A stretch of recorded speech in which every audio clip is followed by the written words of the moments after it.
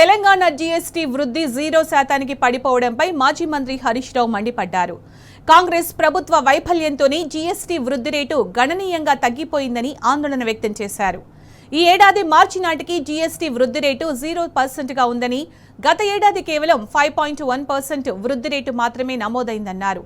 దేశవ్యాప్తంగా సగటు వృద్ధి రేటు 10% ఉండగా దేశీయ సగటుతో తెలంగాణ రాష్ట్ర జీఎస్టీ వృద్ధి రేటు చాలా తక్కువగా ఉందన్నారు.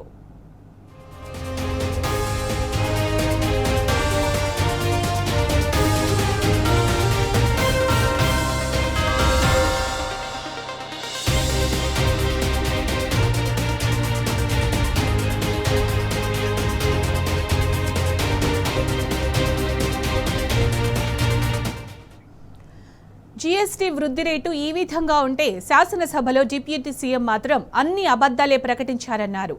జీఎస్టీ వృద్ధి రేటు 12.3%గా ఉందని అసెంబ్లీలో ప్రకటించడం శోచనీయమన్నారు హరీష్ రావు. అధికారికంగా గణాంకాలు పరిశీలిస్తే డిప్యూటీ సీఎం వ్యాఖ్యలు అవాస్తవమని తేలిపోయిందన్నారు. అసెంబ్లీ బడ్జెట్ సమావేశాల్లోనే జీఎస్టీ వృద్ధి రేటు మందగిస్తుందన్న విషయాన్ని తెలిపానని హరీష్ రావు గుర్తు చేశారు. రాష్ట్ర జీఎస్టీ వృద్ధి రేటు 5.5%కే పరిమితమవుతుందని హెచ్చరించినా ప్రభుత్వం పట్టించుకోలేదన్నారు. ప్రస్తుతం అధికారికంగా తెలంగాణ వృద్ధి రేటు 5.1% మాత్రమేనని నిర్ధారణ అయిందన్నారు. కోవిడ్ కాలంలో తప్ప తెలంగాణలో ఇంత తక్కువ జీఎస్టీ వృద్ధి ఇప్పటి వరకు ఎన్నడూ నమోదు కాలేదన్నారు. ఇదంతా కేవలం కాంగ్రెస్ ప్రభుత్వ వైఫల్యం, నిర్లక్ష్యానికి నిదర్శనమని హరీష్ రావు స్పష్టం చేశారు.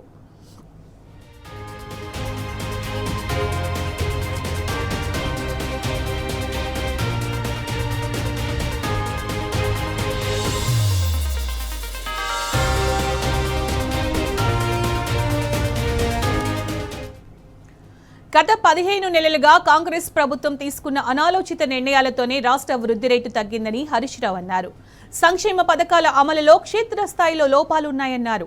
రైతు భరోసా ద్వారా పంట పెట్టుబడి సాయం అందించకపోవడం, రైతు భరోసా పథకం కింద 12,000 కోట్ల నిధులు విడుదల చేయకపోవడంతో గ్రామీణ ప్రాంతాల్లో ఖర్చు సామర్థ్యం తగ్గిపోయిందని హరీష్ రావు అన్నారు. మరోవైపు హైడ్రా, మూసీ అంటూ తప్పుడు నిర్ణయాలతో భయాందోళనలు సృష్టిస్తున్నారని, దీంతో పెట్టుబడులు రాకుండా చేస్తున్నారన్నారు. ఫార్మాసిటీ, మెట్రో రైల్ ప్రాజెక్టులను రద్దు చేయడంతో వ్యాపారాలు దెబ్బతిన్నాయన్నారు. ప్రజల చేతిలో డబ్బు లేకపోతే వినియోగం ఎలా పెరుగుతుందని హరీష్ రావు ప్రశ్నించారు. డిప్యూటీ సీఎం భట్టి విక్రమార్క కేవలం శాసనసభనే కాదని తెలంగాణ ప్రజలను మోసం చేశారన్నారు. ఇది సిగ్గుచేటు అని హరీష్ రావు ఆగ్రహం వ్యక్తం చేశారు. కాంగ్రెస్ సర్కారు బాధ్యతాయుతంగా వ్యవహరించాలని, అంకెల గారిడితో మోసం చేయొద్దన్నారు. వాస్తవాల ఆధారంగా పాలన అందించాలని హరీష్ రావు హితవు పలికారు.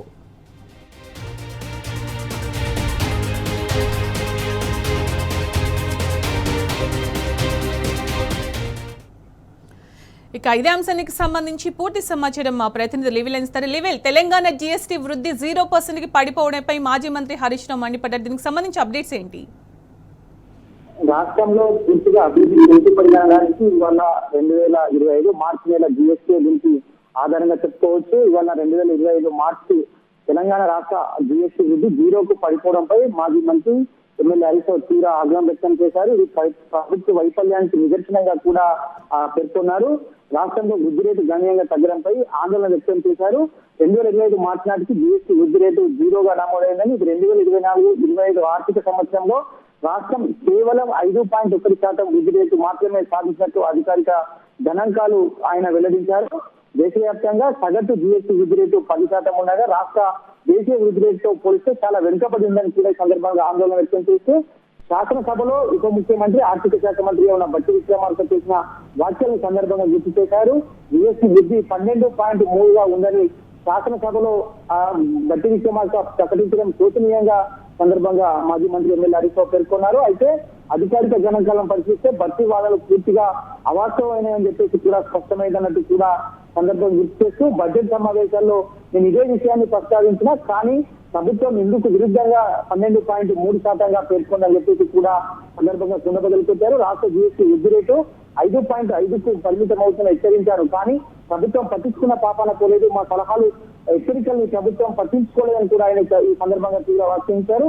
అయితే ప్రస్తుతం అధికారికంగా రాష్ట్ర వృద్ధి రేటు కేవలం 5.1 మాత్రమే ధృవీకరించబడిందని, తెలంగాణలో ఇంత తక్కువ జిఎస్టీ వృద్ధి రేటు ఎన్నడూ కూడా నమోదు కాలేదని చెప్పేసి కూడా గత 10 సంవత్సరాల బీఆర్ఎస్ పాలన కావచ్చు ఇప్పటికీ ఉన్న జిఎస్టీకి పోల్చుకుంటే దాదాపు చాలా వేరియేషన్ ఉందని చెప్పేసి కూడా సందర్భంగా చెప్పారు. అయితే COVID-19 లాక్డౌన్ కాలంలో తప్ప ఎప్పుడు కూడా 5.1% కంటే తక్కువ కాలేదని కూడా సందర్భంగా చెప్తూ ఇది రాష్ట్ర ప్రభుత్వ వైఫల్యం నిర్లక్ష్యానికి నిదర్శనంగా ఆయన పేర్కొన్నారు.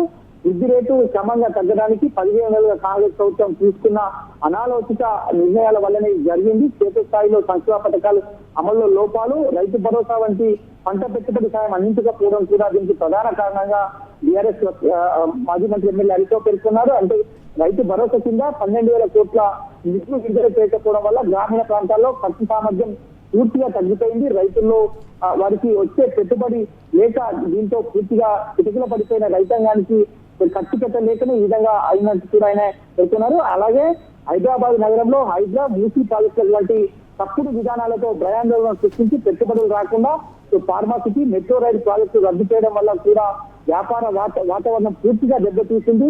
తద్వారా ఇవాళ జిఎస్టీ వృద్ధి రేట్ అనేది క్రమంగా క్షీణించినట్టు కూడా హరీష్ పేర్కొన్నారు.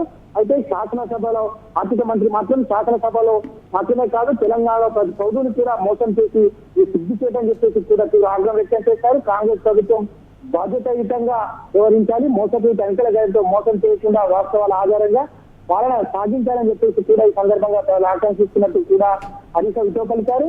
వాళ్ళ రాష్ట్రంలో పెట్టుబడుల విషయంలో కావచ్చు అనేక విషయంలో కూడా ప్రభుత్వ వైఫల్యం నిజంగానే ఈ జిఎస్టీ తగ్గుదల అనేది కూడా ప్రధానంగా అర్థం చేసుకోవచ్చని కూడా ఆయన పేర్కొన్నారు. ఇవాళ ఏదైతే ఇంటా బయట అటు ప్రజల్లో ఇటు శాసనసభలో తప్పుదో పట్టించే ప్రభుత్వం ఎప్పటికైనా దిద్దుబాటు చర్యలు తీసుకొని క్రమంగా ఆర్థిక వృద్ధి రేటును పెంచుకోవడంలో ప్రభుత్వ పథకాలు అమల్లో సక్రమంగా సాగినప్పుడు మాత్రమే సాధ్యమవుతున్నట్టు కూడా హరీష్ పేర్కొన్నారు.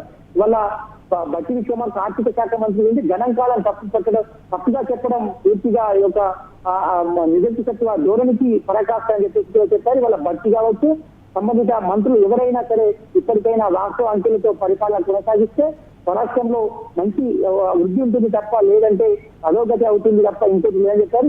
కేవలం గత 10 సంవత్సరాల బీఆర్ఎస్ పాలనలో కేవలం 2019 లాక్డౌన్ పీరియడ్ల తప్ప మిగతా ఎప్పుడు కూడా వృద్ధి రేటు తగ్గిన దాఖలాలు లేవు. కానీ ఈ కాంగ్రెస్ ప్రభుత్వం 15 నెలల పాలనలో పూర్తిగా అస్తవ్యస్తం అగమ్య గోచరం వల్ల ఇదంతా కూడా జరుగుతుంది. దీనివల్ల రాష్ట్ర వృద్ధి రేటు దేశంలోనే సగటున పడిపోయే అవకాశం కూడా లేకపోలేదని కూడా ఈ సందర్భంగా ప్రశంసారు. ఇప్పటికైనా ఇస్తానన్న పథకాలు ఏవైతే రైతు భరోసా లాంటి పథకాలు ఇచ్చినప్పుడు మాత్రమే ఆయా వర్గాలు ఖర్చుకి పెట్టేందుకు కూడా ముందుకు వస్తాయి.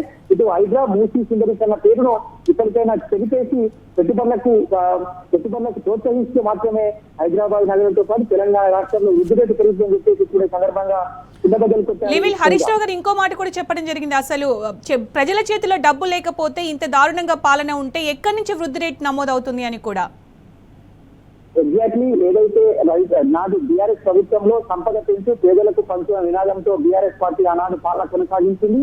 బీఆర్ఎస్ అధినేత కేసీఆర్ ఆదేశాల మేరకు అన్ని కూడా ప్రజలకు అనువైన పథకాలను కార్యక్రమాలను చేపట్టారు. ప్రధానంగా దేశంలో ఎక్కడ లేని విధంగా రైతు భరోసా లాంటి పెట్టుబడి ఆనాడు రైతు బంధు పేరు పెట్టి ఒక బంధువుగా రైతాంగానికి తోడువయ్యారు. ఆ రైతు బంధు పథకం ద్వారా ఇవాళ ప్రతి ఎకరంలో ప్రతి గింజలో కూడా ఆ పొలాలు అంటే వరి నాట్లు వేసుకొని దేశ సంపదలో రాష్ట్ర సంపదలో కూడా వారు తోడ్పాటు చేశారు. రాష్ట్రంలో దాదాపు 60% మంది రైతులు వ్యవసాయం పైన ఆధారపడి ఉన్న రైతాంగం ఉంది. రైతాంగానికి కూడా పెట్టుబడి సాయం ఇవ్వడం వల్ల పెట్టుబడి సాయంతో రైతు బంధుతో పంటలు పండించి దేశానికి ఒక ఆదర్శంగా నిలిచి తద్వారా అనేక పెట్టుబడులకు మార్గం సుగమం చేశారు. రైతు బంధు ఇవ్వడం వల్ల ఆనాడు అనేక వృద్ధి రేటు పెరిగింది. కారణం ఎరువులు కావచ్చు ఇతరత్ర కొనుగోలు సామర్థ్యం పెరగడం వల్లనే ఆనాడు వృద్ధి రేటు పెరిగినట్లు కూడా ఇవాళ మన గణాంకాలు చెప్తే అందుకు నిదర్శనంగానే బీఆర్ఎస్ మాజీ మంత్రి ఎమ్మెల్యే హరీష్ రావు కూడా అదే చెప్పారు. ఏదైతే ఖర్చు పెట్టేందుకు డబ్బులు ఉన్నప్పుడు మాత్రమే వృద్ధి రేటు పెరుగుతుంది తప్ప అంతకు మించి ఇంకోటి కాదని కూడా స్పష్టం చేశారు. ఇప్పటికైనా సంక్షేమ పథకాల అమలులో ప్రభుత్వం చొరవ చూపాలి, యథావిధిగా అమలు చేయాలి. ఇచ్చిన గ్యారంటీలు కాబట్టి ఇవాళ ఏదైతే రైతు పెట్టుబడి లాంటి పథకం దేశమే కొనియాడింది అలాంటి పథకం వీరు అవసరాలు మరొకసారి స్పష్టం చేశారు. Right level. Thanks for the updates.